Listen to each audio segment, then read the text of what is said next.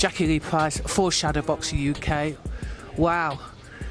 We finally got a moment to speak to the great Miss Mary McGee. How you doing? I'm doing good. How are you doing, Jackie? I'm doing okay. I'm doing really well. So firstly, welcome to the UK. First time, isn't it? First time visiting. Everybody here is so nice and kind. I mean, everybody. I've never been to a place where everywhere I go, people are so nice. Yeah. I have to say, you're up north. Maybe it's a little bit different in London. Oh, yes. Up north people, they'll give you a bit of their mind and you ain't even did that to them. But no, it's good. It's good because I'm glad you've kind of felt a little bit of the warmth of the UK. That's the only thing that's warm. To be fair, it is. Outside. Do you know what's making me laugh about later on? Is the fact that you're going to have to sit in the British cold. But you know what? You have to get the experience from all angles. Yes. I think I'm going to be excited because I'm at the fight and I'm sitting and watching everybody fight. So that's going to give me a bit of heat. But I decided to wear this dress, which is all I brought. So I'm going to have to really muster the cold. Listen, you got to suck it up. Yes. So let's tell the fans a little bit about you. You are the current IBF super lightweight champion of the world. Yes. How good does that sound? Every time I hear it, it gives me still these little chills like it's new. Because I've always wanted to be a world champion, and to actually succeed at fulfilling that dream, it just sometimes still unbelievable. It's amazing. It's amazing.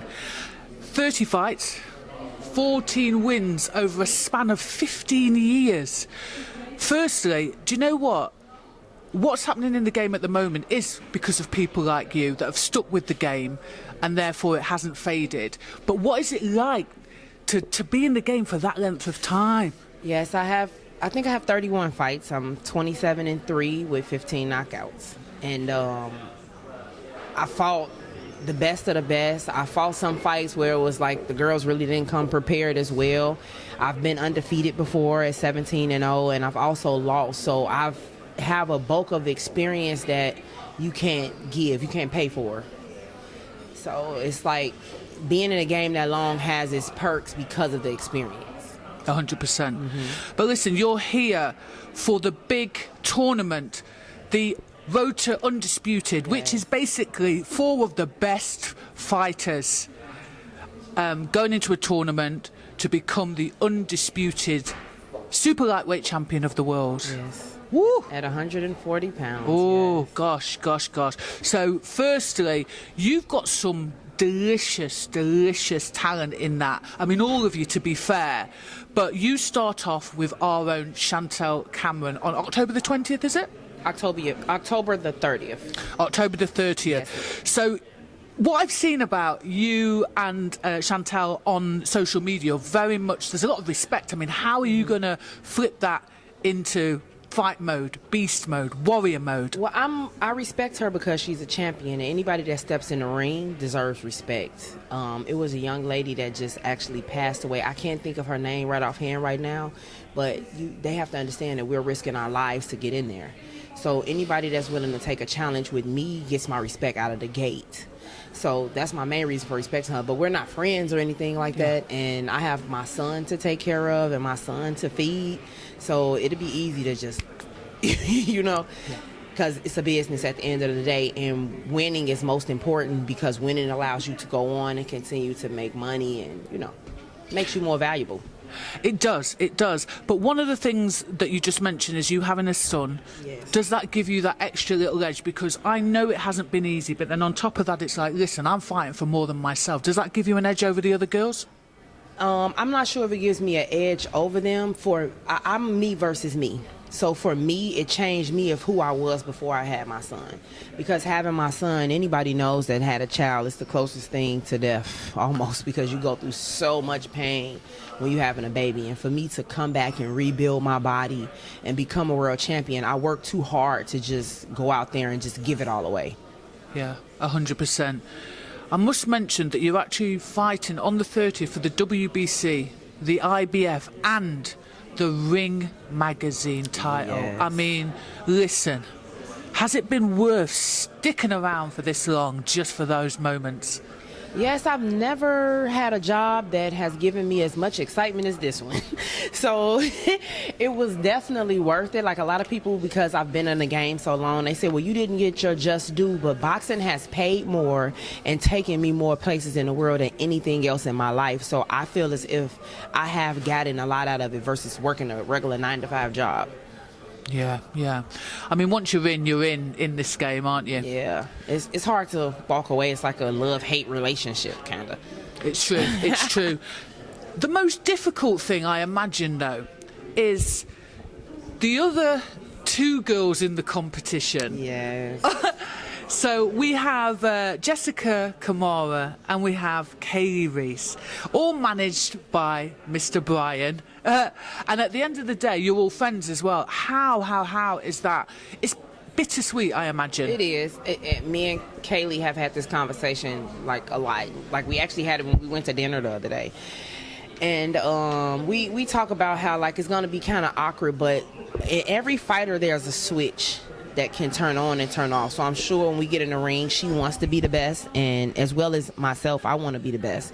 So that switch will come on and that friendship will be there after the fight, but while we're fighting, hey, me or you.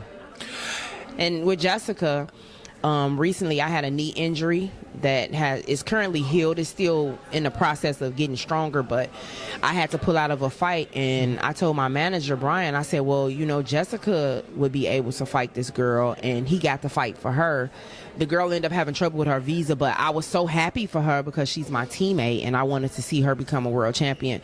So I want to see the best for these girls, but like I said, when the switch comes on, it's me versus you at that time, and I got to make it out of there for my son. 30 fights in. Listen, I know you must have jumped over some hurdles to get here, my friend. 30 fights in. Are you finally getting, the respect that you deserve? And, you know, do you feel because of that reason, listen, it's my time and no one else is taking that from me? You know, I like the way you put that. As far as the respect goes, I feel that it's better. I know that women boxing still has a lot more growing to do, but I feel that it has gotten better. See, I started back in the day when they were only paying like $100 a round for boxing. But I had such an aggression in me and such a competitive side that I loved boxing. I was willing to do it for free. At that time, I was younger, didn't have a kid. Now I have a kid to take care of, so the money is important to me because this is how I'll make a living for my son. This is how I can be financially free, where I can spend more time with him. I can take him on trips and travel. So I have a bigger reason for wanting to win. Like a lot of girls want to win because they want to be undisputed. That's really not my reason. I wanted to always beat the best, be in the ring and beat the best and build a legacy for myself. Because when I started 20 years ago, there was no such thing as an undisputed fighter. 100%. So this is a new goal, which I'm happy to take on because it puts me in the ring with the best. So my goal is really to live financially free and to build a legacy that can't be taken away from me, because I did come from a time where there wasn't money for female boxers and I was doing it just for legacy, and I'm not going to change that today.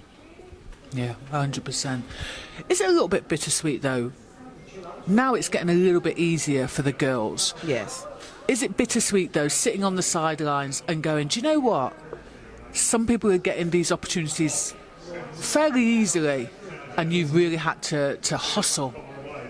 Well, I try not to worry about other people, because if I worry about them, then I can't work on myself and build my thing. But and I've learned as I've gotten older, because when I was younger, I used to let those things settle in my heart, but I've learned as I've gotten older that it's a spirit that you have to fight. So if it's something that I see somebody else doing, like I'm friends with Clarissa Shields, and Clarissa has said to me one time, you always support me and I really appreciate the genuinity from you. And I told her, she was like, 'cause she's not used to getting that from other female fighters. And I told her, I said, instead of me being jealous of you, I decided to give to you what I never got. And that was the support and the love and the genuinity of seeing you succeed.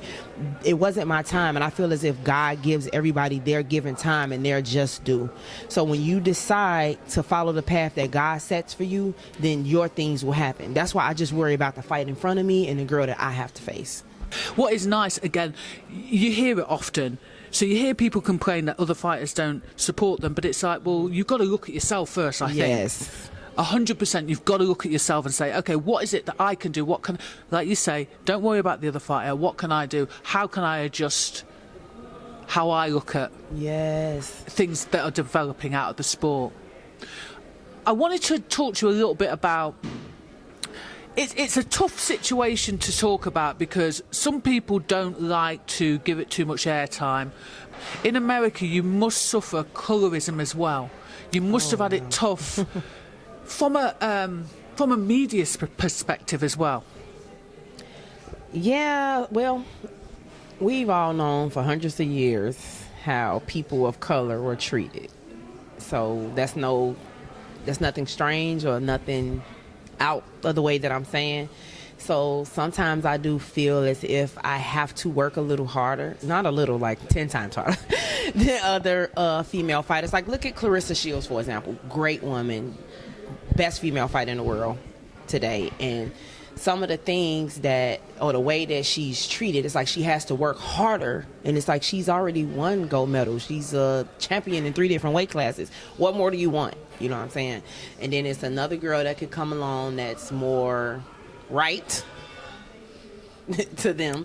Yeah. And then she'll get more recognition. But, you know, that's part of the game. Have you chosen to see it as, do you know what, that's just life, and rather than get bitter about it, I'm going to show you exactly who I am? It made my skills a lot better. Meaning, like, I lost my promoter a long time ago, so nothing was given to me.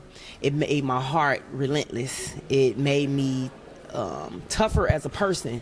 So in the ring, I'm a lot harder to fight these days than I used to be, because being a little girl growing up from 18 as a professional, I would cry and be sad because this is happening or this is happening to me. And now it's like, can I curse? You can do what you want. It's like, now I don't give a fuck. Whatever, you could feel. If you like me, you like me. If you don't, you don't. That's how I feel. And I can get along with a fighter, but that switch can turn on and off like this in a minute. And when you get in the ring with me, you can just feel the difference because of how hard I've had it. So I'm kind of glad that happened to me, because when you see me fight, it's exciting. It's the thing that gives you the grit, isn't it? It does. It gives you that, I don't give a fuck. I ain't not giving up nothing. You're going to have to take me out. It gives you that, because I know they're not going to give me shit. That's what it gives you. They're not going to give nothing to me, so I have to beat you. I asked you that because, you know, I've seen that there's been patches in your, you know, in your schedule. Are they ready to go? You guys ready? Okay. It's been a pleasure. It's been a pleasure. It's been an absolute pleasure speaking to you. You have to call me and we can finish those last questions. We will finish it online, but I tell you what, as it goes, thank you very much for giving me your time. Enjoy the rest of your stay in the UK. I'm so glad I met you. You've and I'm glad I met you. And you guys, I am Merciless Mary McGee, and signing out.